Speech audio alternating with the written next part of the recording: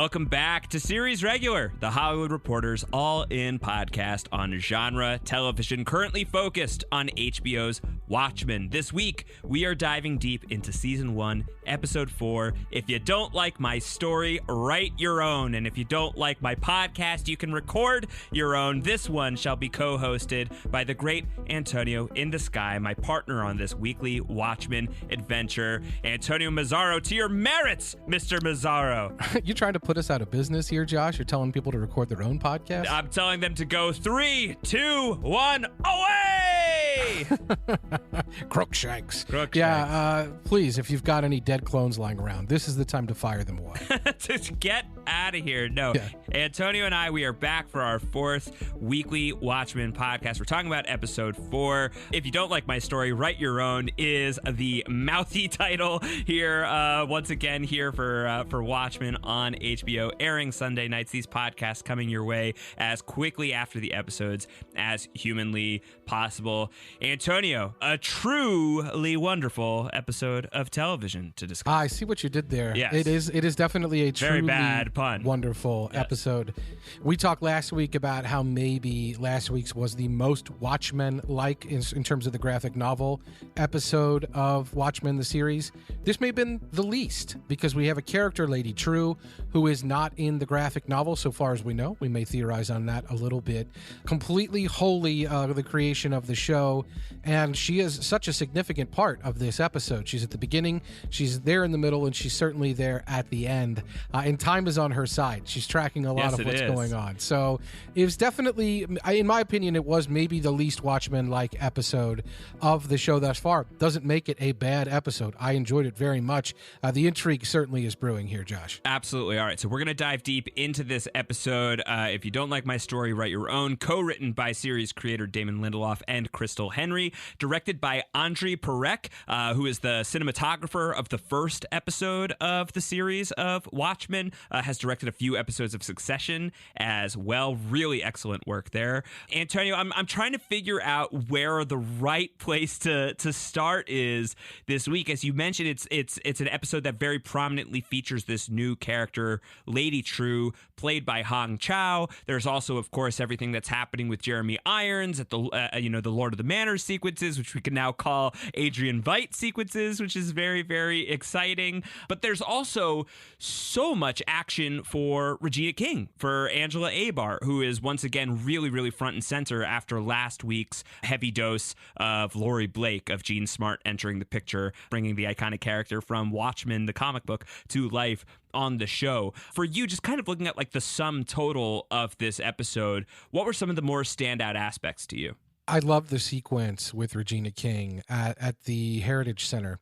Seeing her family tree, it was at the same time it was haunting and it was upsetting and it was moving, just in a positive way. I just felt so good for her to get to know some of her story, but just to understand the connections of that story.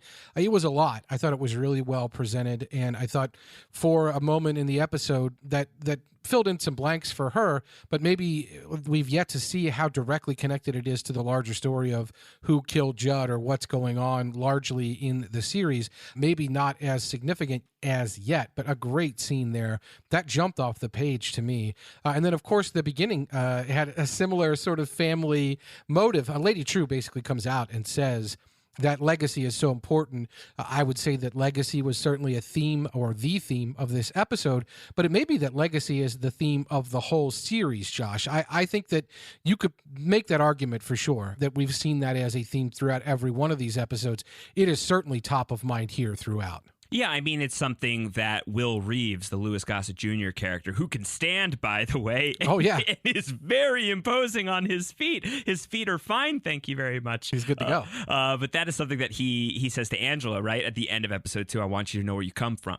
And that is certainly something that she's chasing down. She gets the chestnut. She gets to insert it into the ancestry. Listen, I appreciate the pun game. Pun game strong in the Watchmen writers' room. They really like to go for it. But she she gets to find out a little bit more about where she comes from, and she knows that if it is indeed true that Will is her grandfather, and right now, the show certainly seems us to want us to believe that she is genetically linked to Louis Gossett Jr., then she herself is directly linked to the Tulsa massacre, and she's directly linked to those characters that we saw at the very, very start of the series. So right there, legacy front and center. But as you mentioned, Lady Trieu, who shows up and talks about how legacy isn't land, legacy isn't money, legacy is what's in our blood. It's passed to us from our ancestors and by us to our children.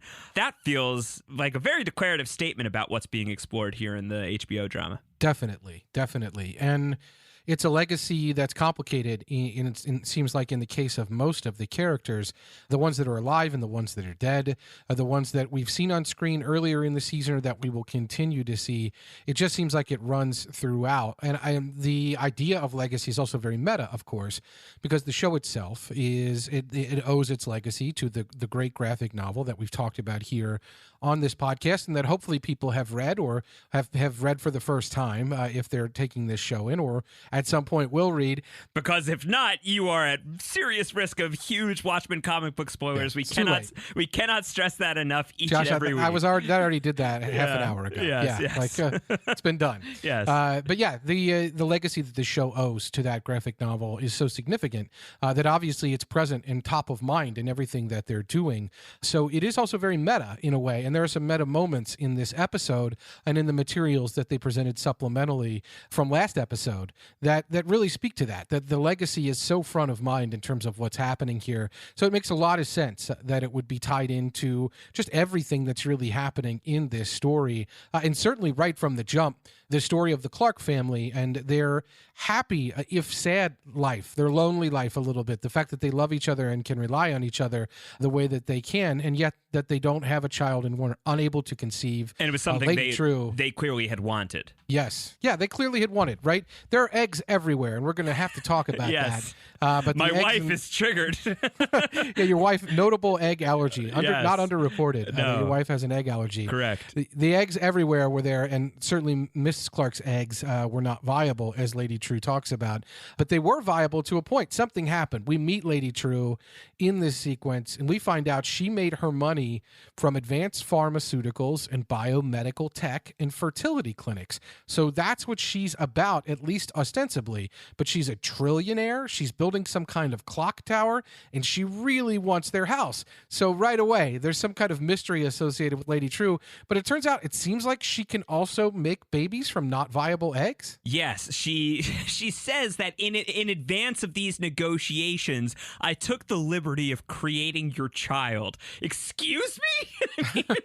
How did you just do that? But I mean, that itself is kind of a wink back at the comic book in its own way. I mean, it's a little bit of a reach, but the idea towards the end of the graphic novel of Ozymandias saying like, oh, I'm not just like laying out my evil plan for you to be able to thwart it. I already put it into action 35 minutes ago. Lady Trieu is coming here and saying like, oh, I'm not negotiating here with something theoretical. I already made your baby. Like this happened. This happened. She also has the remarkably incredible line delivery of, you have 10 seconds or I'll have no choice but to destroy the baby. Guys, I'm joking. I'll give him a loving home. that was just, it was delivered so well. Yeah, because she turns the screw and says, but he'll never know where he came from. Right, exactly. I mean, so for a character who's arriving, not quite halfway through the first season of Watchmen, which could end up being the only season of Watchmen, as Damon Lindelof has talked about, wanting to leave it all out on the field for this one season of television, and who knows where it goes from here. But this season is designed to be a closed-ended story insofar as the graphic novel was a closed-ended story. The fact that this show exists shows you that there were still openings for the story to continue on. But for a character who's arriving at essentially the halfway point of at least the season, if not the entire drama, Lady Trieu arriving with authority, Antonio, landing with incredible impact, almost as much impact that whatever that unidentified flying object is landing on the Clark family farm. Whatever it is, it's hers. That's the whole point of this instant, like fast negotiation. she knew that thing was coming. Whatever it was, I don't know if she even knows what it is specifically. She may well know what it is, but she may well not. She knew it was going to land where it was going to land. That's why she was so intent on getting their property as quickly as possible. So that's why she was even counting down the seconds, because she knew the thing was going to land there, and it was very important that she owned the property by then. So whatever it was, she knew it was coming, and it's hers now. We didn't find out what it was in this episode. I'm not sure when we will find out what it was, but she not only has the ability to seemingly create life out of unviable circumstances, she is able to predict to some degree the events of the cosmos, like what may land on what property when. She knew this was coming. I mean, she does have a giant tower that ostensibly is there to tell time, but there seemingly is there for a much greater purpose. It is much more than a big clock, she says in this first scene. So it's probably used in this way to see what's coming and to know where she needs to go to get what's coming. Whether the tower drew it there in some way, whether it involves Dr. Manhattan in some way, I guess TBD. But Lady Trieu is on top of this for sure. It's a giant lighthouse that is watching everybody's lives somewhere far away from its present location. No, been there, done that. I'm going to pretend you're talking about Annihilation. No. Not something else. Oh, true. Lady Trieu. Lady Trieu. Yes. Yeah. So Lady Trieu is here. She's in the house. The Millennium Clock, which we had seen a little bit of last week in episode 3, as Blake and Petey are flying into Tulsa. They're told we have a bird's eye view of the Millennium Clock if you want to look outside. So whatever this is, whatever's being created here, it's a fairly big deal already within the world of Watchmen. I don't think that that's something you clandestinely build in the middle of America. It's not like Karnak, which was Ozymandias' secret kind of lush tropical lair in Antarctica, which isn't necessarily heavily populated otherwise. But this is obviously it's at least a mile. It's what I think what she said, something like 60 miles away from the hovercrafts that are flying in and out of this area have like a 60-mile range, I think was the math on that. So about that far away from Tulsa. Like they're not building this under cover of night. The world knows what the Millennium Clock is, at least to some degree, and I would not be surprised at all to get some of these ancillary materials on hbo.com/PDpedia, where HBO has been really delivering incredible bonus content for Watchmen that if you have not checked it out, you really ought to do it. Antonio and I keep hyping it up here on the podcast, and I'm sure that there's going to be some details on the Millennium Clock soon. But as far as you can recall from reading PDpedia, does anything stand out to you on that front yet? Definitely not. The one thing that did stand out is, blink and you miss it, but Lady Trieu's logo or the name Trieu is on a lot of other stuff that we have seen already. Perhaps most notably, the Earth to Mars phone that Lori was using last episode was a Trieu Industries product. So whatever this Millennium Clock or Millennium Tower, if you want to call it that, is, it seems to be from a company. As I said, not only does she have the ability seemingly to create life, she also took over Adrian Veidt's company, as we know. So whatever he was able to do, he had made breakthroughs on Manhattan-like technology that allowed him to teleport a giant squid into the middle of New York and do what he did with that. And he'd also obviously made some advancements in other ways with science and technology. So she's got all that power. Plus, she has maybe some connection to Dr. Manhattan.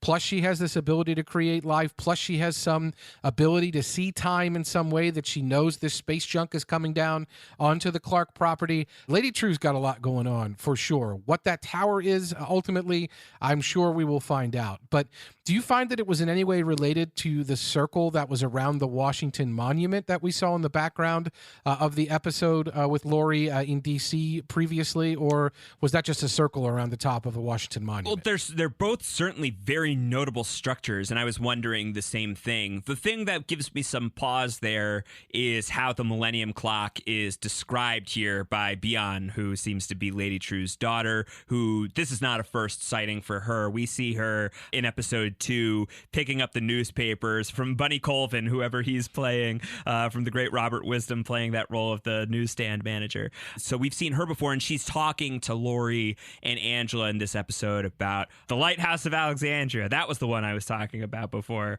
of course. You know, all of these wonders that have been destroyed by either seismic activity or being swept away by the tides or whatever other natural disasters. And this is not the eighth wonder of the world that's being built here. It's the first wonder of a new world. It's far away from the coasts. It's inland. It's, you know, short of a direct nuclear blast, she says, it's going to endure anything.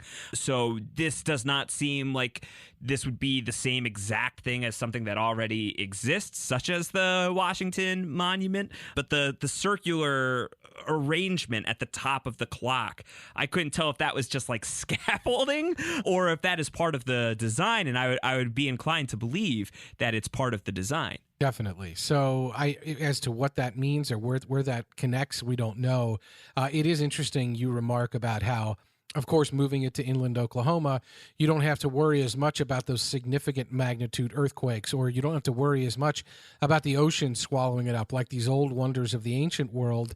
I guess the fracking earthquakes in Oklahoma, that has more earthquakes, by the way, than California, I guess those don't count. But a direct nuclear blast, that could count. That's a thing where you say something like that, it makes me wonder if we're going to have that before the end of this season. Right. Maybe not a nuclear blast, but maybe some kind of Manhattan-level blast. If Dr. Manhattan is to reappear in the context of this season of Watchmen, does he take a shot at that tower? Because clearly he could destroy it. All right. So, well, I think that this is a good opportunity to talk about that a little bit more. What is Lady Trieu's deal? I think that the show, at the very least, would like us to be suspicious of this character, wants us to feel some measure of nefariousness about her. Yes, she gives a child to the Clarks, but she does it really without their consent. She does it in a really shady way. Should she have the authority to create such a creature? Why is she working with Will Reeves, which we see by the end of the episode? This is something that they're planning, something that's going to occur in, I believe they said 3 days, and whatever the outcome of it is going to be, Angela is not going to be thrilled about it. Will Reeves says she's going to hate me for this, right? But he also seems to not be fazed by that fact. This is something that Lady Trieu seems to be nervous about. She says when family's involved, judgment gets cloudy, feet get cold, deals get broken, you're not in. That's when Will stands up and says, my feet are just fine. And this is when he says, you're concerned about whether I'm in 3 days. Angela's going to know what I've done and she's going to hate me for it. And you're concerned about whether I'm in. I am in all the way. And then he gives his own TikTok, which is evocative and terrifying in the context of the TikToks we've gotten on the show thus far. Definitely. I think that at least as far as we're being instructed, I think that we're being instructed to be very, very concerned about whatever it is these two characters are cooking up. And that's interesting to me, Antonio, because there's been a major air of mystery surrounding Will Reeves thus far, not the least of which is that he was literally like shot up into the air by hovercraft a couple of episodes Friends in high places earlier, but he is also the boy at the heart of the very first scene of this entire show, who, like, how do you not feel intense empathy and horror on behalf of that young child? And yet he's now being aligned with somebody who I think is like relatively devious. I think it just speaks to the morally cloudy arena that we're stepping into here with Watchmen. Well, and it seems like Will knows that as you've remarked, Angela's going to hate me. He knows that there's some kind of difficulty coming. You have to assume and hope that it is for a higher purpose, that he has some larger goal in mind that he feels is right and that he feels is good. And that's consistent with the ethos of the graphic novel. I mean, Adrian Veidt doesn't transform the world because he's a super genius, evil, megalomaniacal, Republic serial villain, right? Like, it's because he believes this is the path towards saving humanity, is eliminating a large chunk of humanity in order to accomplish that goal. It's a terrible Machiavellian thing, but the means are justified by the ends. If that is something that Will Reeves is trying to implement here, ideally in a different way, you don't want this show to just completely repeat what happened in the comic. I can't imagine that it's going to. But if, like, tonally it's aligning with that same idea of, like, doing something that seems monstrous and demonstrative and really large and seismic potentially in scale, but for a greater good, at least in the perception of the character, that would be very tonally consistent with where this story comes from. Precisely. And of course, if you want to really break it down on that level, this series, did begin with a murder mystery in much the same way the graphic novel did. Now, it doesn't follow the same 12-issue, 12-episode structure. We're not going to do that kind of one-to-one. But we do have masked vigilantes. We do have some of the same masked vigilantes who were in the previous story, and we're finding them at their place they are in their lives currently, and will they be affected by this? We're also seeing, if you want to talk about what Ozymandias tried to do in terms of uniting humanity around a common cause, maybe it didn't work to the extent that he wanted it to work. And so what happens then? The people that are picking up his work, quite literally, in this case, Lady Trieu, probably could end up doing some of the same things he was doing. And in this case, that could mean creating, as you're saying, some sort of cataclysmic-like event that is meant to unify people around a common cause. In this case, if you want to talk about the graphic novel, the people who are at odds were the U.S. and the Soviets, the Cold War. World War III was on the horizon, and what Adrian Veidt's actions were meant to do, and in fact did do, was stop World War III. So if you're talking about what are the issues that we as a society need to, or where can we put down our plowshares or put down our weapons around, certainly the horrible issues surrounding the country's legacy around race. If we were ever able to find common ground on those issues, and ever able to make the right reparations, and ever able to fix that, then maybe as a society and as humanity, we could make progress much in the same way Adrian Veidt wanted us to. So if you could cast that against the backdrop of what Lady Trieu's doing and picking up Adrian Veidt's work, you sort of begin to see, even though you're saying maybe it would be a little one-to-one with the graphic novel, but you could sort of start to see the tendrils of what this might represent on the show and what that might start to look like if you're talking about Lady Trieu and you're talking about Will Reeves, people who may be quote-unquote good-intentioned, but who may end up doing horrible things. Are they going to kill 3 million people in Tulsa? I doubt it. Are they going to do things which could cause death and destruction, but which are meant to seemingly lead to a greater purpose? It's at least possible, for sure. Yeah, and I mean, it's worth noting also that the quote-unquote bad guys win in the end of the graphic novel. So if you're placing odds on an outcome here, halfway through the story, thinking that whatever Lady Trieu and Will Reeves are up to is going to work out, pretty good bet. Yeah. I would brace myself for that. But I feel like because that's the case, that feels like almost too easy. But who knows? So that's Lady Trieu, and I think it very instructive to talk about her in relation to Adrian Veidt. She's got the statue of Adrian Veidt. It's old man Adrian. Laurie remarks, "Wow, he looks like shit." She's like, well, "I know that you respect elders in your culture, but in America, he just looks like shit." Is what she says about the statue of Adrian. Lady Trieu bought the company after it seems Adrian Veidt was presumed dead.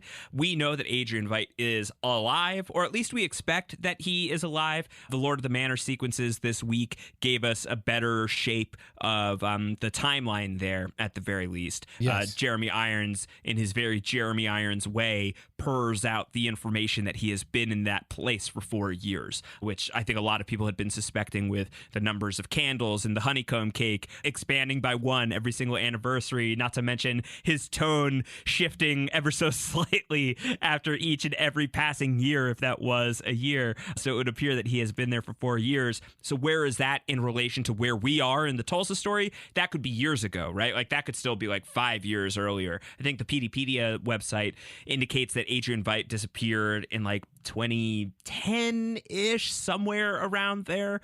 I'm pretty sure he's been presumed dead for many, many years.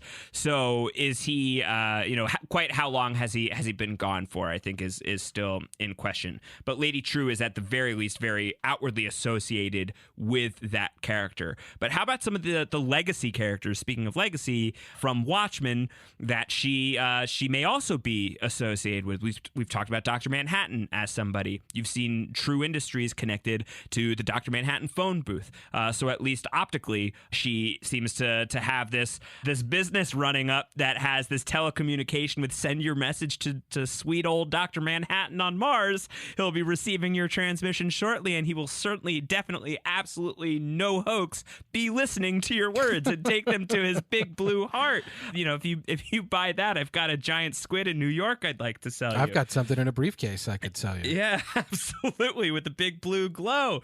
But how else could she potentially be affiliated with Dr. Manhattan, who I think is a character that you and I and many other people expect will become more directly involved in Watchmen at some point down the line, whether it's soon or it's very late game. I would be really shocked if we don't see Dr. Manhattan. Same. By the end of same. this. And there may be some hints that we're already seeing, and we can talk a little bit about that, or seeing some form of him, or that he is involved in our story without us even knowing it. That's definitely some stuff I think this episode and other episodes have hinted at. But in Lady Trieu's case, she, along with Angela, is from Vietnam. She comes directly from Vietnam. She talks about how on her deathbed, her mother made her swear she would never leave Vietnam.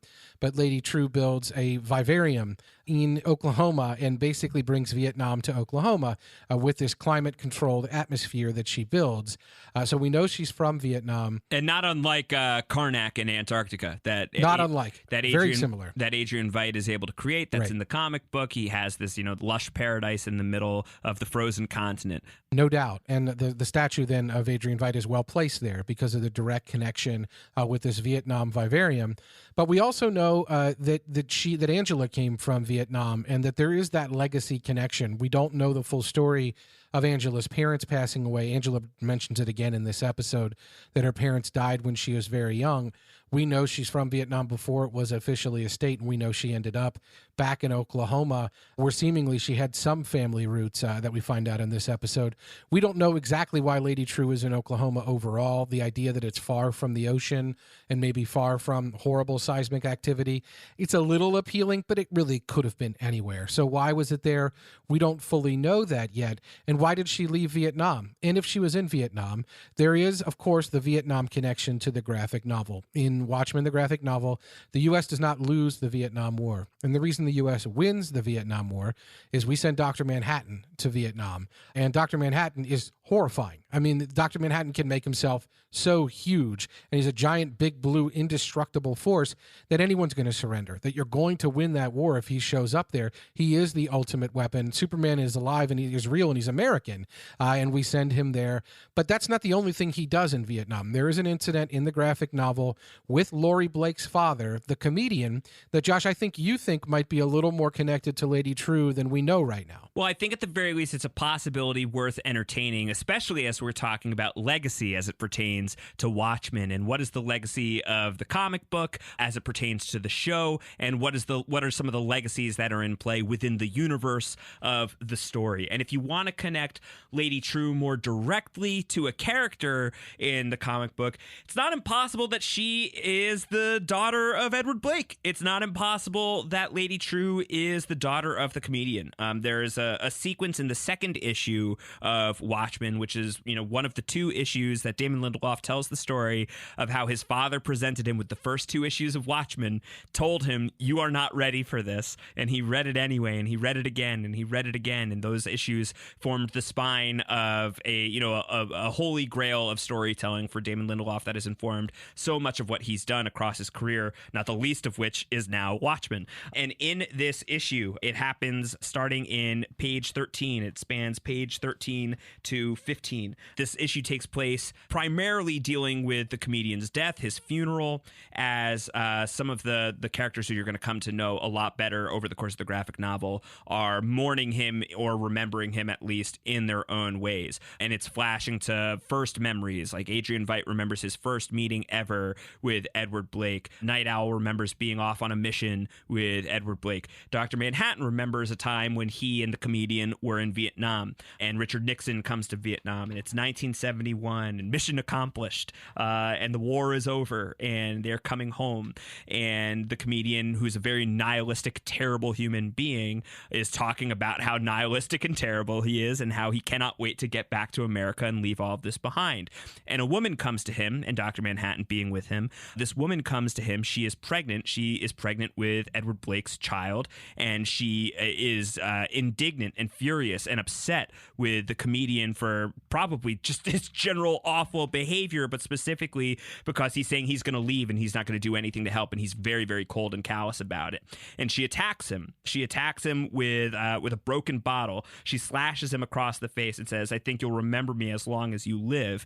And he responds to that. He is scarred for the rest of his life, and his face has a pretty serious scar for the rest of his life. He responds to that attack by shooting the woman. And certainly the comics depiction of events doesn't leave you any real reason to think it goes any other way other than her dying immediately from the wound. Dr. Manhattan does not really intervene. He says, "Blake, don't do it." And like the do it comes after Edward Blake has already shot the woman. Dr. Manhattan's power set is such that if he really, really wanted to, with zero effort whatsoever, he could have just dematerialized the gun. Right. He could have stepped in front of the bullet. He could have caught the bullet. And the comedian calls him out on that. He says, if you really wanted to stop me from doing that, if you were really so disgusted with my actions, you could have. But I've seen you, Dr. Manhattan. You don't care about human life at all. He says, you don't really give a damn about human beings. I've watched you. You're drifting out of touch, Doc. You're turning into a flake. God help us all. And that's what he's saying. That's what the comedian says as his face is bleeding. He's holding his face. He's walking away from the scene of the crime.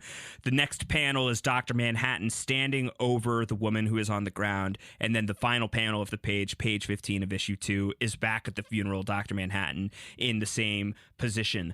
A lot can happen in between panels, and certainly a lot can happen when several different writers and artists and creative types get into a room and start dreaming up a gigantic squid with which to terrorize the world, which is essentially what we're dealing with here with HBO's Watchmen. A hell of a squid, if I do say so myself. And it just strikes me that it is not outside of the realm of possibility that Dr. Manhattan, feeling challenged or moved by the smallness of life and the fragility of life, chooses to do something about what Edward Blake has just done. That you could imagine the scene continuing, and either the poor woman is still alive, or he is able to somehow save the child. However you would game that out. But that could be a character who then goes on to become the literal child of the comedian, somebody who is going to inherit the Ozymandias empire, somebody who is going to have access at least to hovercraft technology that is not far outside of the wheelhouse of Night Owl, somebody whose very existence would only be possible thanks to Dr. Manhattan's intervention, and now is somebody who has met Laurie Blake. And even if she hadn't met Laurie Blake, by virtue of being the comedian's daughter, she would be Laurie Blake's sister. So this would be somebody in Lady Trieu who would be really connected to the 5 main characters of the original Watchmen, except I guess for Rorschach, but she's in 7th Cavalry territory right now, so TBD on that. Certainly could emerge. I don't know how much I buy it, but I think at least within the context of legacy, it's something I'm ruminating on, and it's definitely something that I'm going to be looking out for more and more the more we see from Lady Trieu. We have very limited information about her currently so far, but as far as her potential associations with Dr. Manhattan, she seems to know exactly when she needs to show up at the Clark's house at the beginning of this episode with razor precision of, you have 10 seconds to tell me if you're going to sign or not. She's also very moved when she's relating the story about being told, when the Clarks were told that their eggs weren't viable. She says, that's bullshit. Right. We see the line delivery there, that she is so moved by that. And speaking of being moved by things, I think it's worth ruminating on anyway, but it's worth noting that one of the most human moments, other than seeing John as the watchmaker's son before he becomes Dr. Manhattan, one of the most human moments in the entire Watchmen graphic novel with Dr. Manhattan is when he watches Laurie and observes Laurie find out that the comedian is her father.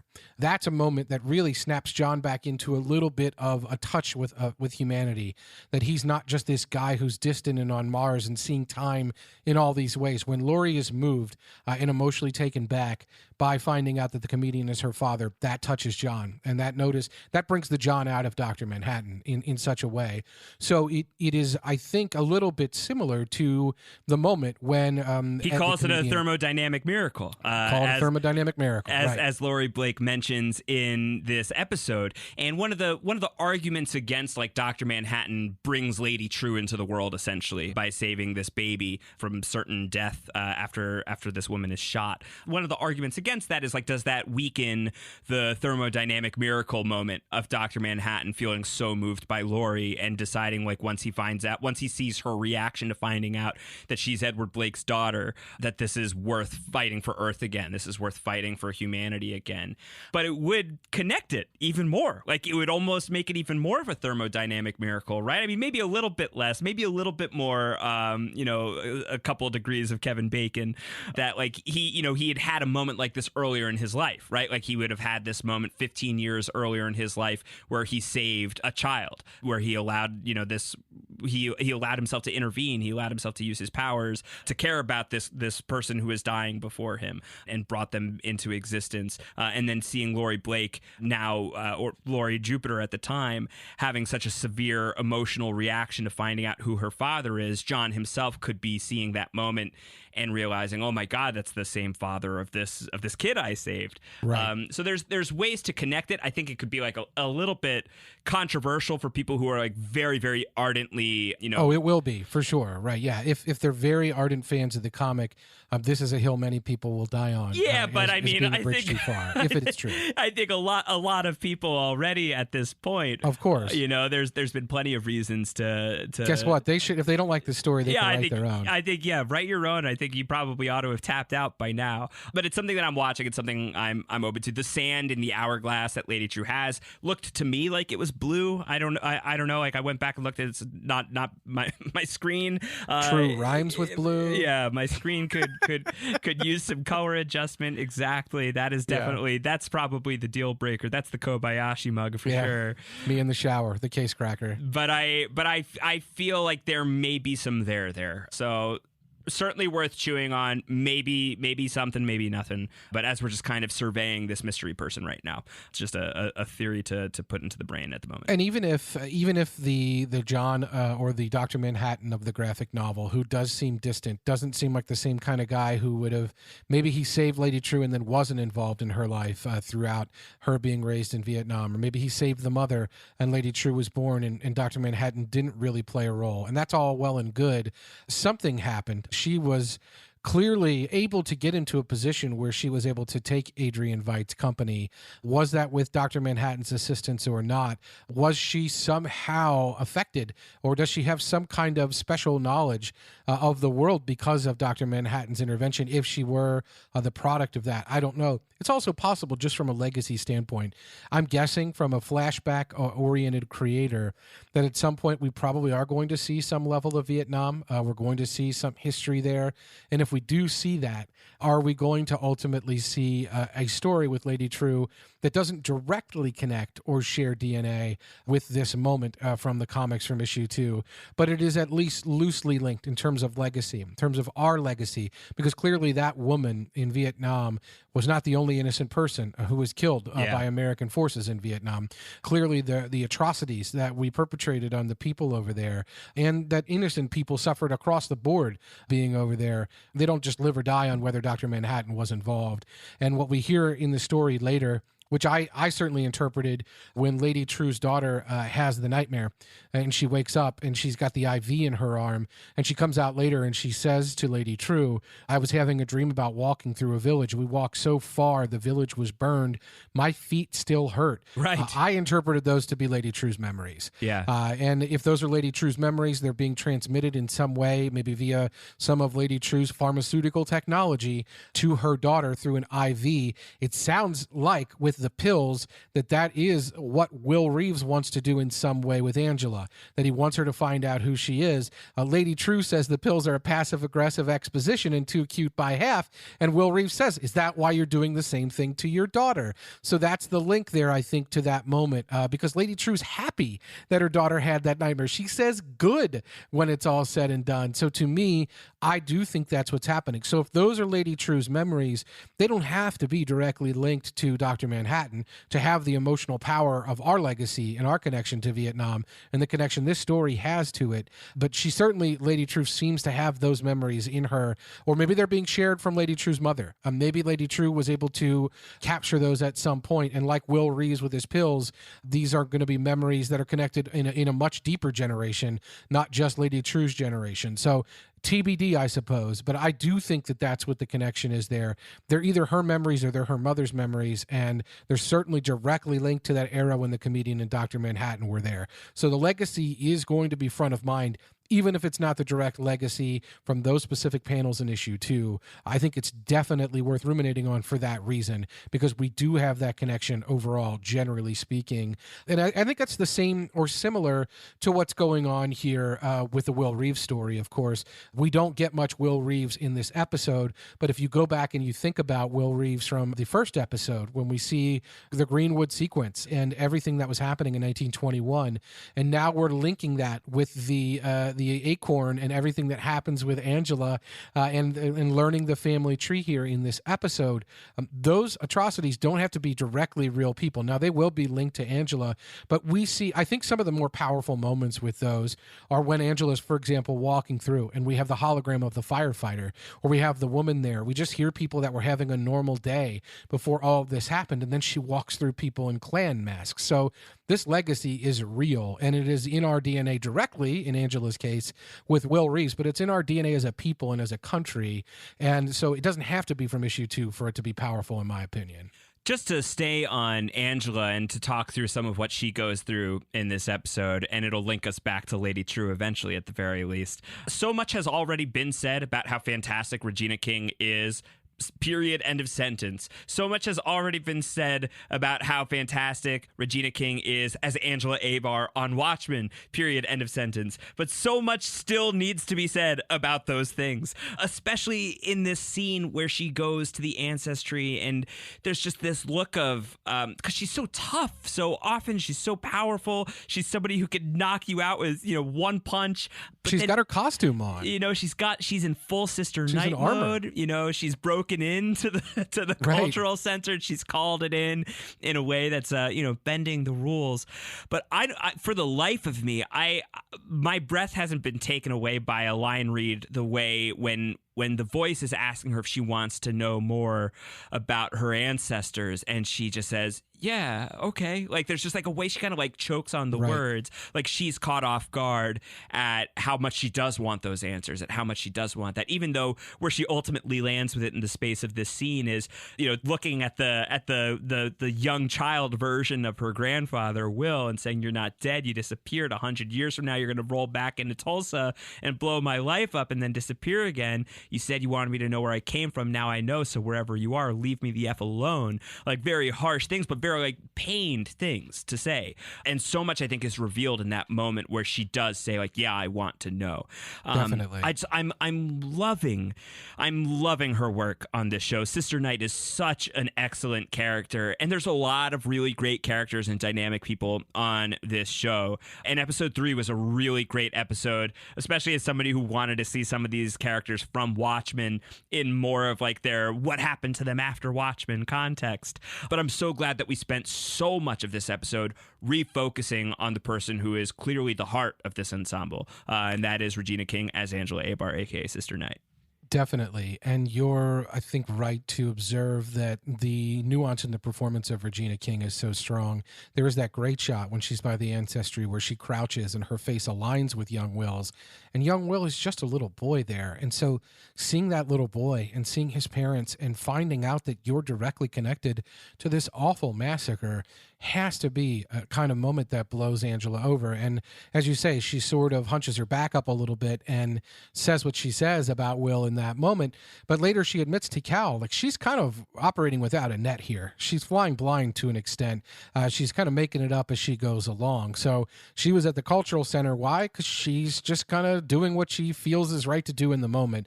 Blowing my world up, I think, is a very accurate representation of what happened, even though there was not a literal explosion with Will Reeves yet. Maybe there will be at some point. It sounds like 3 days. Tick tock, tick tock. Pretty ominous. There was certainly a metaphorical one when he did blow her life up, that she had a grandfather. Her father never told him about him. We know her parents were killed now. We find out when she was very young. How that happened, we don't know, but all of this has to be very moving and very upsetting for her. And it all is cast against the backdrop of losing Judd, of losing her mentor in the last several years, and of not really knowing what's going on, finding the KKK robe in his closet, having all of that be front of mind. This is not an easy time in the life of Angela Abar. And this is a person who seemingly has seen some shit. So for her to be where she is right now and in the place she's in right now, it's definitely very difficult. Regina King is capturing every inch of that nuance in a fantastic performance. So like you said, really good stuff that's going on. She's never going to get that bakery open, Josh. No, absolutely not. But we'll have to let Saigons be Saigons on that front. I like it. She's got more important things to do, like chasing down Lube Man. What the hell? Why didn't we lead with Lube Man? I mean, what the heck? As Red Scare anoints this guy, Lube Man, this Lube man in this top to bottom, like silverish outfit. He looks like the Gimp from Pulp Fiction, except the mouth is visible. Except he bleached the costume, running through Tulsa. This tall, lanky guy who squirts himself with some kind of oil and can slide down into the sewer system in what is one of the biggest WTF moments I've seen from this show so far, and certainly that I've seen from any show in 2019 so far. Yes. So weird, man. She's never seen Lube Man before. Yes. Nobody seems to have. You are just immediately wondering, is Lube Man somebody who's new to town? The only person I can think of who's new to town that's tall and lanky like that and seems to really like masked vigilantes is Agent Petey. Right. He would definitely be suspect number one if you're asking me who I think Lube Man is. It's got to be Petey. I feel pretty good about that, too. I think Petey being Lube Man is really funny because you could just imagine like how that plays out later on down the line when he's outed as Lube Man. I think is a very fun scene. Certainly if he's like harmless, I hope he's harmless. I hope Petey's on the level. I really like the character, and I like the idea of like he's this superhero historian, right, who knows so much about it. He's very thorough in his research. He knows that he's going to Tulsa. He must have had ideas in his head about, well, if I ever were to get in the game, what would I do? So he's got Lube Man in his back pocket ready to go. He even already hopefully he's got the lube in a briefcase, much like Lori brought her own products. Well, he's got it harnessed at the very least. He's got it in the saddle, but like he even like has the ability to potentially try and throw Lori off of it a little bit by having the Lone Ranger mask. Be like, see, this is my alter ego. Oh yeah, I'm definitely not also Lube Man, unless the silver slider. The silver slider, indeed, unbelievable. So I think that Petey is the best possible candidate, is the one that makes the most sense from a story level, and is also the most fun to imagine that that's Petey. I think it's just so great and delightful that you really, really hope that it is. And any other suspects in your mind who it could be? Well, yeah. So there are a couple, but none that are. Maybe one that competes with Petey. That's competing with Petey. Competepedia. Whoever it is, you see enough of their facial features that you can tell they're like a taller, lanky white dude. I don't think that Senator Keene. I don't think he's not lanky enough. I think he's a little more cut, but he's somebody who I would think about. But he does not strike me as the kind of guy who's going to throw himself down the sewers. He's going to have silver sliders to deploy. He's not going to have to get into the regalia himself. Yeah, something's up with that guy, but I'm not putting him in a silver suit. I agree. He's dirty, but not sewer dirty. So could be Keene. Do not think so. I also thought maybe like, could it be Looking Glass? Looking Glass just got the pills from Angela, so she's hooking him in closer to what it is she's investigating, and it's not inconspicuous for him to be going out there with the reflective mask on. That's a pretty signature look. Yeah. So does he have like a backup costume? But I don't know, like masks on masks on masks, I think is going to be like a hat on a hat. It's a hat on a hat, and I don't think you need a hat on a hat nor on a cat. I still think Petey's just the best. But the other one who would make some measure of sense to me insofar as anything involving this character makes sense would be Phillips. It could be a Mr. Phillips. Could be Mr. Phillips. Could be, we don't know exactly yet how everything going on with Adrian Veidt and in his own little bubble is connecting to everything else on the show. Would it be out of the realm of possibility that there are Phillipses and Crookshankses in the greater world of Watchmen, indeed, even in Tulsa, indeed, even slipping and sliding around as the Silver Slider? It's possible. I'd like to. The good thing is, I think that Damon Lindelof has confirmed in interviews, including maybe on his own podcast, HBO's official Watchmen podcast, that the Adrian Veidt story is at some point going to connect to the story that we're seeing. It's not going to be just its own little tale that's told throughout the course of the season. It will connect in some way. So if it will connect in some way, will it connect in this way? Like, is there a way? Is he firing Phillipses into the sky? And are they landing? And was that Josh, what landed on the Clark farm? Was that Phillips? Could be. That could be the Silver answer. Slider. That's a great call. In fact, I think that's a good theory. It's been catapulted through the sky. Now he belongs to Lady Trieu, and of course he's tailing Angela. Like, that makes the most sense. Yeah, wants to see if she's taking those pills. 3, 2, 1 away. I think whoever the Silver Slider is, by the level of surprise that this man registers, even on his relatively expressionless face, I think a level of surprise registers. That indicates to me that whoever is behind that mask is not great. Right. at costumed adventuring. No. So that would apply to a Phillips, who we know is a little bit of a dimwit, is not an intelligent creature, at least to Adrian Veidt's specifications. I think that that's worth starting to talk about in a little while here as well, what was revealed in the Veidt storyline this week. And not that Petey isn't a very smart guy. It seems like he is. But it's just as it would be one thing to podcast about a show and a completely different thing to write the show, I think it's one thing to be a historian, a superhero historian, and then a completely different thing to try and be a superhero yourself. So you can imagine, maybe some of the theoreticals that Petey is applying to the practice, maybe not panning out the way that he had imagined. So I'm Team Petey as the Silver Slider for sure. I think that that's an incredible call, and I'm hard pressed to think of an answer that's going to be more satisfying than that. It'll be great if Sister Night does catch him too, because she's just going to bust his chops so hard.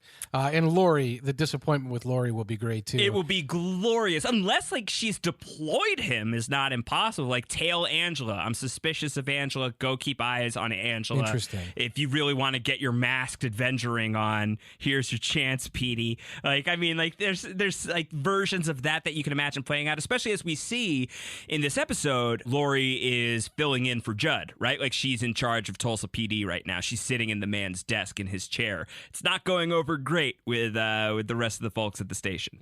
Right. And what, of course, that the Silver Slider observed, what Lube Man observed, was Angela throwing away the evidence of Will Reeves' wheelchair, which, by the way, is something that Lori is highly interested in. Right. She wanted to know who called. She went and talked to Cal and wanted to know who called the night that Angela went and left, and the night that Crawford's body was eventually found.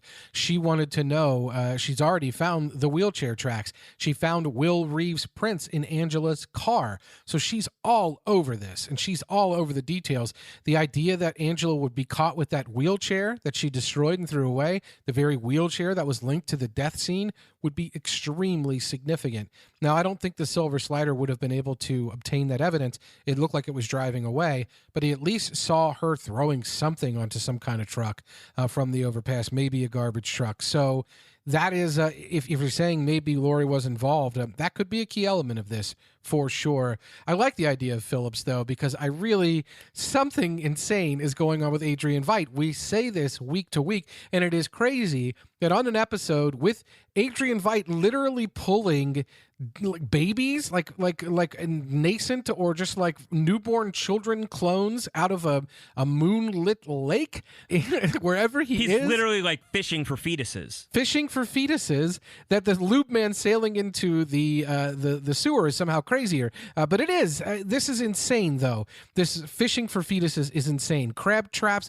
I don't know why he decides to throw certain ones back. That is very dark and very upsetting to watch happen, obviously. obviously, as is the whole process. Thankfully, we don't see all of it, where he brings a couple of them home and puts them in an incubator, spins them around, and we hear horrible noises as he's just sort of orchestrating to the music and eating his honeycomb cake. And out emerge... the bee's knees. What do you want? It's good the stuff. The bee's knees out emerge ultimately in their birthday suits because it is their birthday, a Crookshanks and a Phillips. And this is... They can't talk. They have no knowledge yet.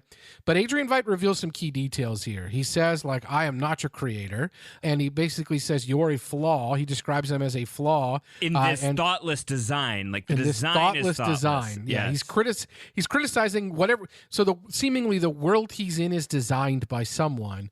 He's critical of it because, of course, he's the smartest man in the world. And he would have designed this differently, and he never would have put these people in it.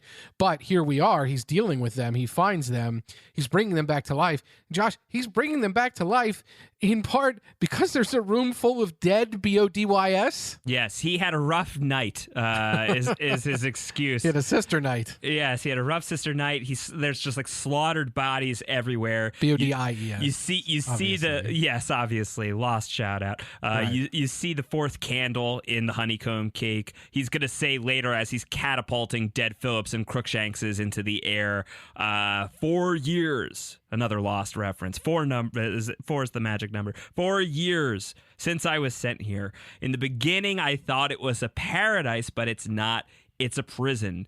So wherever he is, at first he thought it wasn't so bad. And I think that tracks with when you go back and you think about the first scene. He's having fun. He's writing plays. He's writing plays, he's getting massages, he's doing yoga, he's riding horses, homegrown tomatoes. Even year 2, he's pretty thrilled at the prospect of his play finally going into production, getting real tears from Crookshanks, reliving the glory days of Dr. Manhattan seems to trigger something in him, seems to inspire something in him, seems to give him an idea. Maybe that's where he gets this glimmer of hope to get out of here, to escape. And he spends, that's when he says it's only just begun.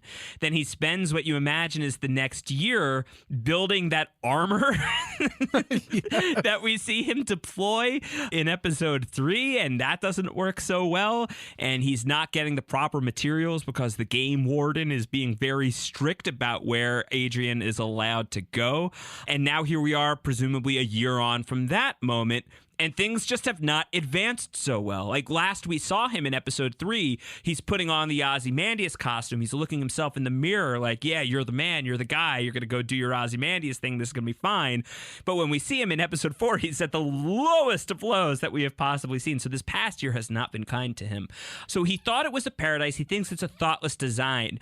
He says it's a prison. It's very easy to think that like he's been trapped here, somebody put him here, maybe he agreed to come here. Maybe he thought that he had signed on to a retirement plan, something like that. Could it have been his own escape plan? Was this something that he specifically wanted? Could he have designed this place? He just didn't think it through. That does not feel very Ozymandias to me. It doesn't feel very similar to the character that Damon Lindelof, who has expressed this, was obsessed with as a kid, loves from this comic book, his favorite character from the comic book. I think somehow getting trapped or agreeing to something that he didn't fully see through maybe makes a little bit more sense. But either way, this is just a level of frustration with this character that we've never seen from him before. This is a guy who can catch bullets out of thin air, and like he is, creating impressive stuff with the resources he has. But the level of fury that he is exhibiting in this episode, with literally just the piles of bodies that he now has at his disposal. What he says to them, he says, by your hand, with your eyes, with your broken, mangled bodies, one way or another I will escape this godforsaken place. I mean, this is an insane person. If he wasn't already an insane person for dropping a squid in the middle of New York, this man is thoroughly nuts. Right. He's going to need some good luck at some point. He doesn't need the horseshoe yet, not yet. Right. But he's going to. He slaughtered an entire room of these clones. He had a bad night. And you just wonder what prompted that. And you're right. He's just firing these bodies just into nowhere. I mean, I guess it's space that he's firing them into based on what happened with poor Phillips last week when he came back all frozen up. But I don't know. You said Adrian Veidt's little bubble, and I think that's an accurate way to describe where he might be. It does seem like he's in some kind of prison somewhere, right? That theoretically, when you go past just the basic line of the atmosphere, you end up in space. So I'd have to look into the sky. I mean, I'm sure we will get answers on this at some point. But yeah, he's in a bad place and he needs some help. He says, with your bodies, I will escape this godforsaken place. But then he's firing the bodies into space. So I don't know if he's trying to create enough space junk that someone will notice. Is he like trying to, maybe that, like I said, maybe it's not the body that's directly falling onto the Clark property, but maybe that's what he's trying to do. Maybe he's on the moon. And the reason I say that, of course, is the way we enter his shot is we sort of look up at the moon and then we're there, or either that or we pull away. But it's directly linked to the moon there. So I don't know if the overt implication is that he might be in some sort of prison on the moon. But if he is, and if it's not his design, the amount of characters that could make something like that, it seems pretty limited to Dr. Manhattan. Maybe Lady Trieu is able to do this. We don't know right now. I mean, she would obviously be a suspect considering she then took over his company. If she took over his company, indeed, because she deposed him in some way and put him out to pasture in this paradise that ended up being a prison. But it seems like she and Dr. Manhattan are the only two people we could think of that could have created this, if this is indeed some sort of simulation or bubble that he's living in. That it does seem like that there is, it's some kind of sandbox that he's living in, where tomatoes can grow on trees and where clone babies are in in lakes. It seems like it's some kind of sandbox. Who could have created it? I really think only those two.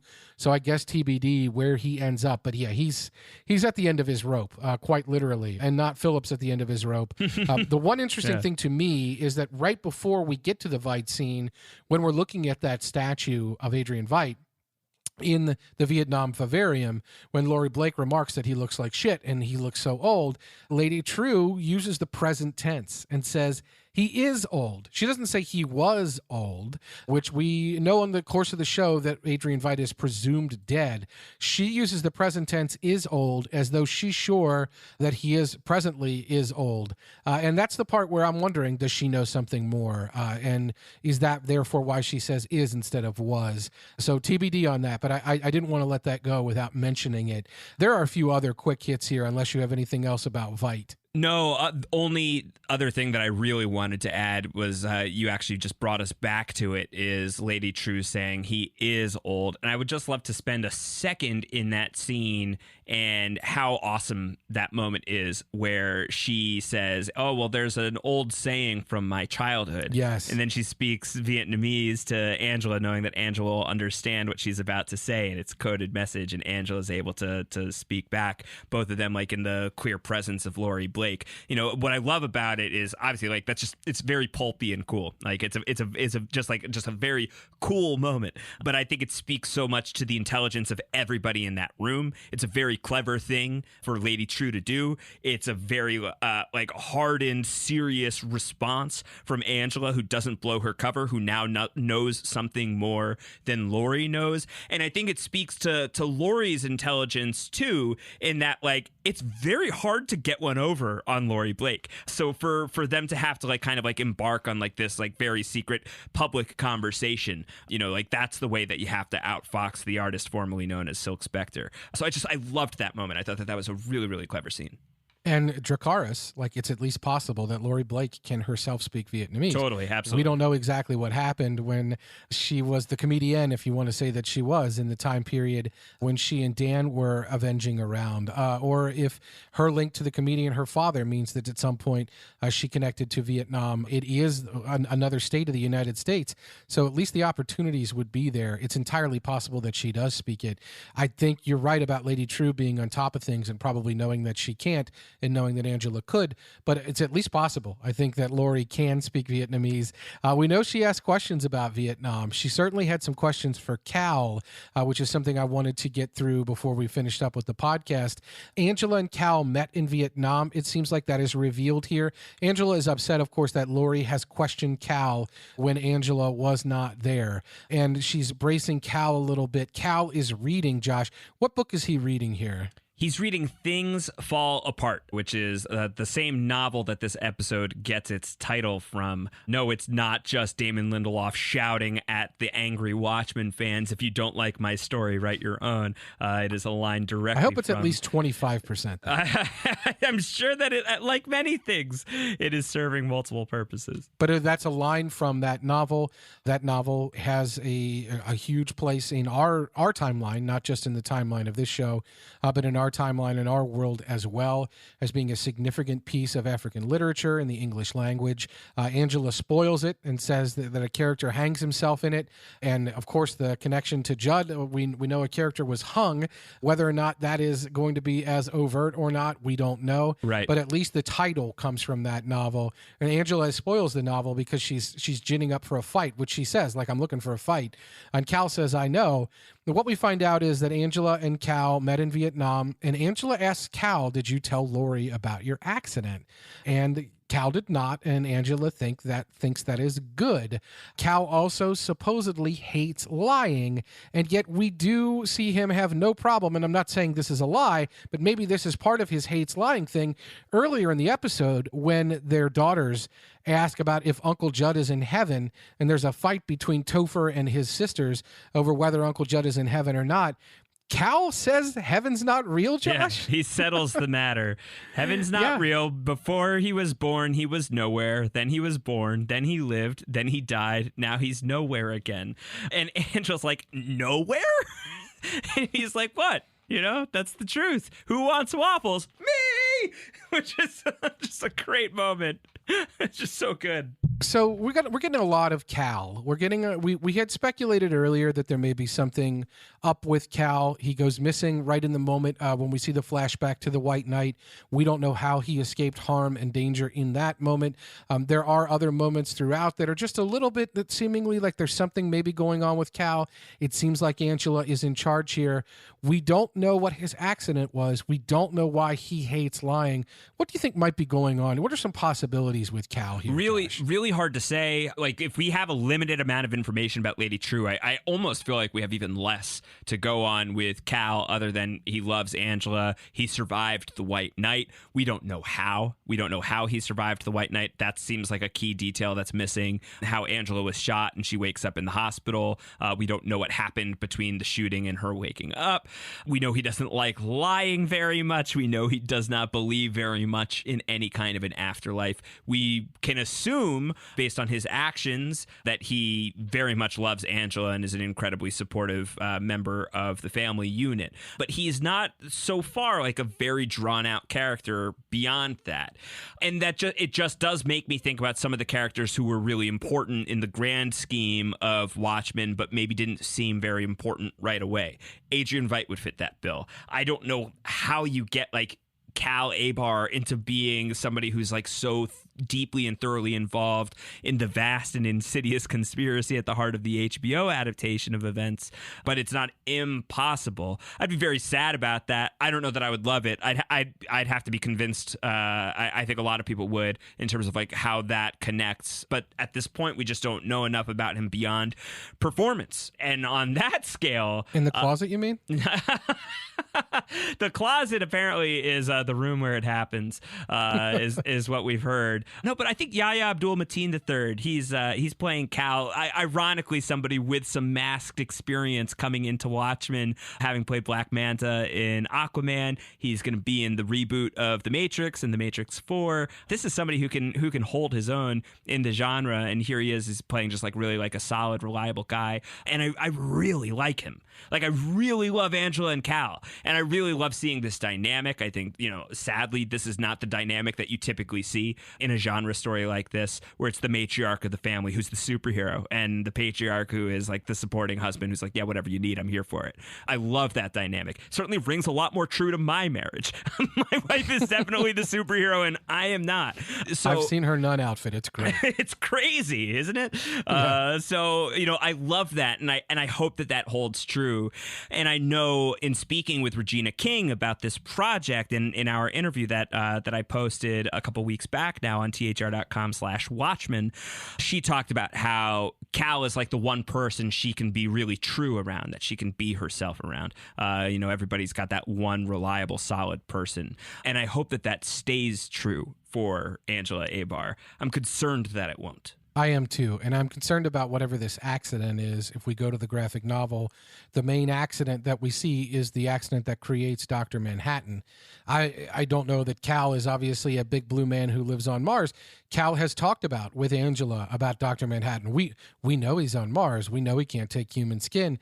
It is at least on some level a little bit interesting, and if there would be some connection between Cal and Dr. Manhattan, that's something I think that would be a cool connection between Laurie and Angela as well, obviously, if there was that connection there. It is a little bit in this episode where Laurie is talking about her ex, and then she says he's no Cal. I'm not saying Cal is Dr. Manhattan, but when you talk about accidents, that's the only accident I can think of from the graphic novel. So I wonder what kind of accident befell Cal. I wonder if he acquired any sort of seeming powers or anything as a result of that accident, a common superhero origin story. Or I wonder why that has to be hidden. Like I wonder why Angela was glad that she didn't tell Laurie, or why it was even possible that he might tell Laurie. I mean, if you're talking about a hidden superhero story, it doesn't seem likely that he might tell Laurie. But again, this guy hates lying, and the kind of person that hates lying, and that's an ethos that we're putting forward for this character. We're going to get more about this guy. I think it's just a matter of when, not if. That's something I wanted to plant a flag on that we wanted to talk about before we get it wrapped up here. Another thing I wanted to plant a flag on, Will Reeves is mentioned by Laurie here in this episode as somebody who was a New York City cop in the 40s and 50s. The supplemental materials on PDpedia from last episode make clear, and I think the original graphic novel makes clear, if it's not clear enough, that Hooded Justice was active in New York around the same time. So you can, as we have, I think, talked about a little bit on this podcast already, you can foresee a scenario. I don't think it's hidden. It's hidden very deeply, in fact, if it's going to come to pass that Will Reeves ends up being Hooded Justice. So we talked about how Hooded Justice's monologue, even in the done-up American hero story, spoke to the kind of thing we could see resonating with a young Will Reeves. So there may be some kind of connection there. It's also interesting from that level, by the way, when Hooded Justice is referenced as, in the PDpedia materials from last week's episode, as maybe somebody who had Nazi sympathies or German sympathies. We talked about how the young Will Reeves might have read that German propaganda note a ton of times and maybe would have gone to Germany at some point. And if that were the case, maybe you could connect the Hooded Justice connections to Germany there as well. If that's in his DNA, I don't know. It does seem like the show is building in a way for us to learn that with these pills. And it seems like, at least from that conversation with Lady Trieu and Will at the end of the episode, where Lady Trieu says these are just passive-aggressive exposition and too cute by half, speaking of meta things. And when he says, is that why you're doing the same thing to your daughter? It seems like maybe that's what I think maybe it seems like Will Reeves wants Angela to take one of these pills or some of these pills and end up being able to understand everything that the gaps are going to get filled in there. So it wouldn't surprise me if we were able to find that out at some point. Maybe we'll find it out another way, though, because Looking Glass was in this episode, Josh. Even if it was only for one scene, he apparently has an ex. Can this be Lady Trieu? It's not possible, right? No, that would be hard for me to imagine. It's not possible. No, because whoever the ex is, it seems like Angela knows who that is, and I think that the level to, like, she could have just gone to Lady Trieu, and even so, like, after that Lady Trieu conversation where Lady Trieu says your grandfather wants to know if you got the pills, at that point, Angela pages. Pages Wayne says, abort. Don't. She knows. You know? You're right, yeah, but who is his ex? She's only discussed here. I'm sure we will find out at some point. But the pills that are there are given to LG to try to find some way to be tested. But she also goes to Looking Glass, Angela does, to say, like, hey, Judd, I found this in his closet. What do you think? And Looking Glass says, like, he was a white man in Oklahoma. As himself a white man in Oklahoma, the implication is that white men in Oklahoma are racist just at a baseline level, or that it shouldn't be that surprising, I guess, is the implication from LG's voice or from his mouth there. Himself a white man, as I'm saying. So I don't know if he knows more about what's going on. The fact that she leaves the robe there at his house with him does seem like, maybe don't put that thing in my house. I don't want that here either. He seems to suggest the robe belonged to Judd Crawford's grandfather, which I think was also supported by the Pedopedia materials from last week. Wasn't there one called Four Letters? Right, and in it seems like it is being, there seems like there is some pretty overt KKK connections between Judd's father and Senator Keene's father, who is the person who enacts the Keene Act in the comic book that outlaws vigilantism. I think that I'm connecting that right. I think that seems right. So that's interesting. Definitely. And it's directly connected with the painting that we saw with the second episode title. So there are all these things in this Pedopedia materials that do influence what we're seeing on screen and do enhance it. And in some cases, I think, speak to things we might find out later. So as we keep saying, certainly well worth investigating. Speaking of well worth investigating, one real final thing here, Josh. We haven't really talked about it a ton over the course of this podcast, but it is something that we can no longer ignore. Eggs. What the hell is going on with all the eggs? There's so many eggs, and they have been baked into Watchmen from baked eggs from the start of this series. You see Angela working with eggs, creating a smiley face with a little bloody streak in one of the yolks in her very first appearance in the entire show. You see Will Reeves is boiling eggs at the end of episode 2. He flies away to the tune of Eggman. there's the egg, he is the Eggman. The Beastie Boys are egging out as he is flying away. I'm trying to remember if there is an overt egg reference in episode 3, but there's a lot of them here in episode 4 at the very least. Whether it is the title card, whether it's Watchmen hatching like a chicken, a baby chick being born into the world from a tiny little shell, to poor Mrs. Clark spilling her eggs all over the front porch, to the idea of your eggs not being fertile that Lady Trieu presents, to the eggs that are being used to make the waffles that Angela and Cow's kids are so eager to eat that they have forgotten that heaven doesn't exist. You know, it's very, very, very here. And if legacy is very, very here, and if something akin to clones, or at least like little baby embryo things that you can fish out of the water in Adrian Veidt world, disturbing.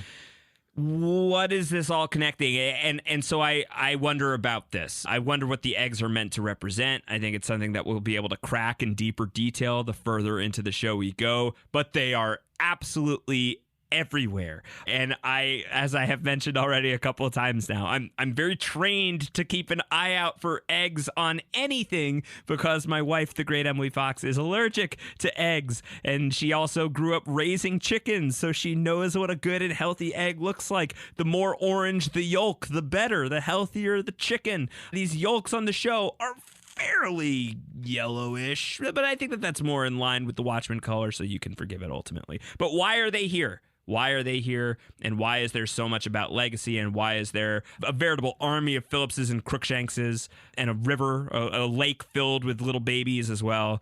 You just got to wonder where this all is going. Legacy, for sure. There's definitely something going on. And it is, even Will Reeves pulling the eggs out of boiling water in the second episode, and the eggs from the Clark family on down to Cal and Angela making breakfast with eggs, and Angela and her cookies. All the examples that you've cited, they're all there. And it is definitely consistent enough through 4 episodes of the show that it can no longer be ignored.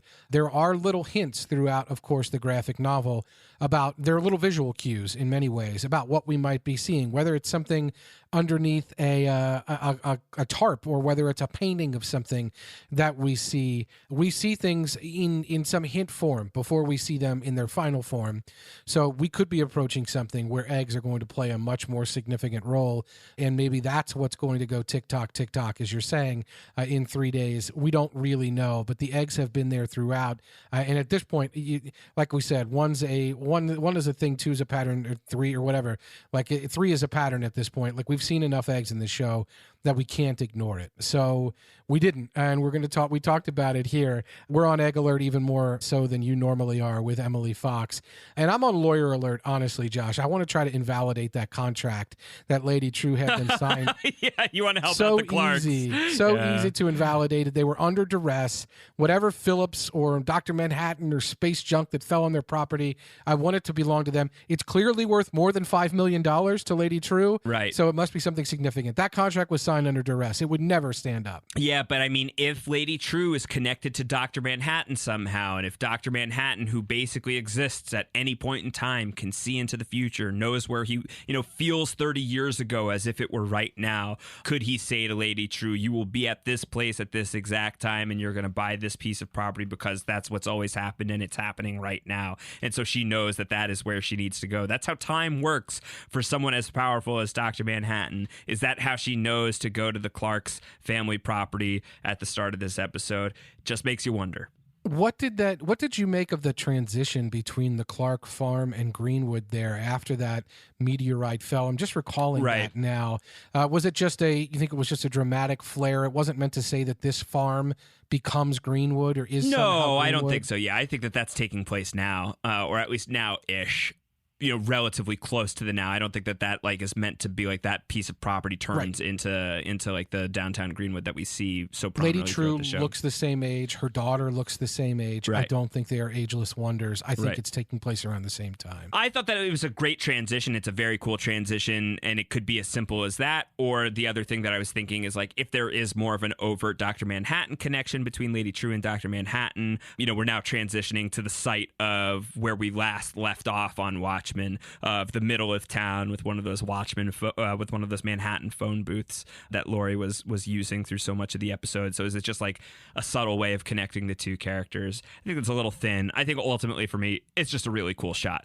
Just a visual flourish. One of many really, really great pieces of imagery throughout this episode. Another one that I really like is when Sister Night is gearing up to throw the shaved down wheelchair into the trash off the bridge. She's getting all suited up, and that's all happening really, really quickly. She gets to her car, she closes the trunk, and the angle just like it doesn't change at all. We're just from night to day. It's broad daylight now, and she lifts the trunk up, and it's just seamless, and it's just beautifully shot. Again, just can't say enough about the direction in this episode. Just really, really masterful job by Andrei Parek, who did such a good job shooting the first episode of this series, and clearly has a great understanding of the visual sensibilities at play here in Watchmen, and just generally.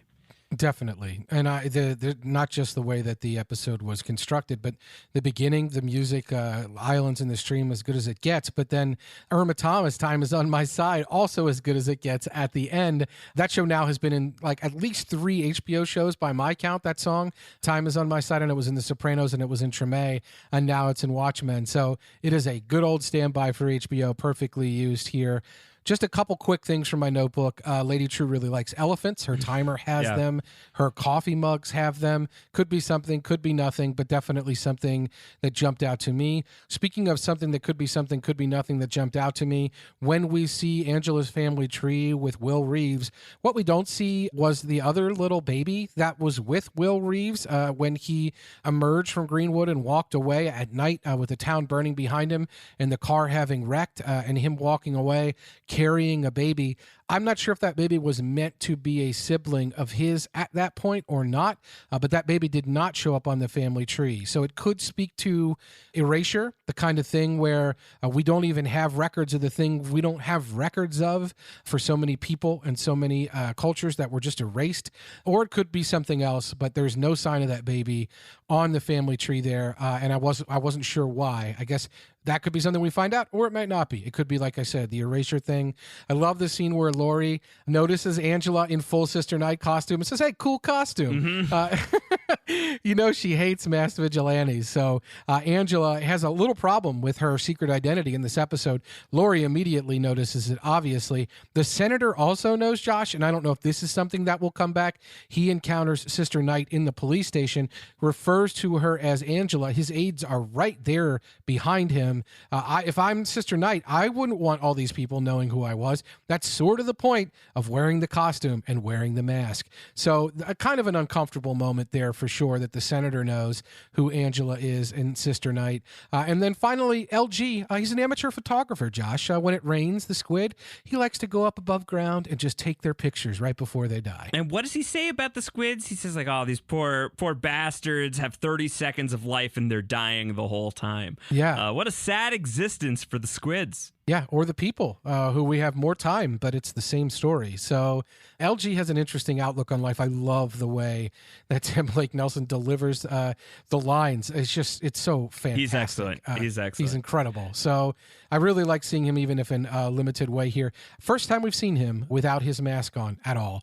And he had a hat, so he still had a hat. We have not seen him just sans mask or hat. So we're making progress, but still we don't know if he's got hair under there. We don't know what it looks like. Yeah, we'll have to wait and see if we're ever going to get a full-on look at Tim Blake Nelson's head of hair on this show, Watchmen. That's all I'm really concerned about. Really the top mystery. Yeah. Forget the silver slider. What's going on under that silver mask for Tim Blake Nelson? We'll see what's coming up next on Watchmen, Week 5, Episode 5. Little Fear of Lightning is what is coming next. Antonio and I will be back to podcast about that episode. If you are not already subscribed to Series Regular, now is the time to do so. You will make sure that you do not miss a single episode of our weekly Watchmen coverage. Subscribe wherever you get your podcasts. Your ratings and reviews greatly appreciated. Make sure to check out thr.com/Watchmen, where we'll have even more Watchmen coverage for you here on The Hollywood Reporter.